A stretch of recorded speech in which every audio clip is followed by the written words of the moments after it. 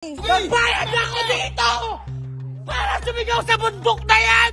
Kasi may problema ako na susuntukin mo ko! Bitawan niyo ko!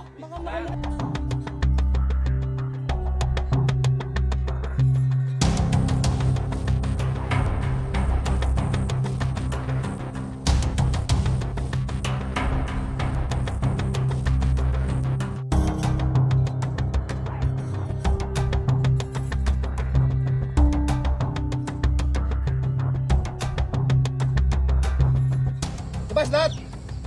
Uy! Hindi kailangan. Kailangan naman. Makakagal Hindi ko lang po kami ito sa bundok? Hindi, mali. Paano pong mali? Nagmumura kayo.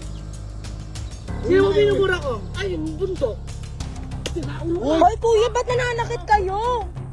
Galit na galit po ako noon. Kasi nga po, bago po mangyari yung panuntok niya sa akin, broken hearted po talaga ako, kaya po nandun kami. Stress na nga ako, kaya nga ako nandito para mag-unwind.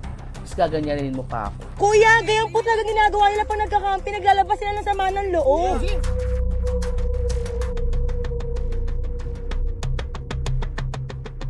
Sumusuntok po ako, pero hindi naman po tumatami yung suntok kasi nasasalan niya naman po kung nakita niyo sa video. Siyempre nagbayad naman po kami, tapos bilang papasok yung istang-ista, papaalis din kami na parang aso.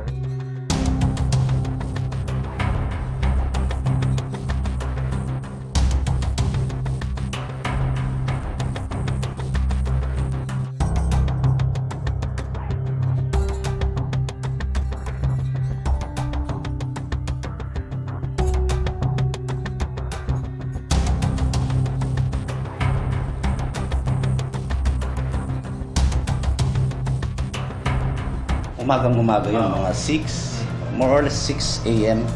ng umaga.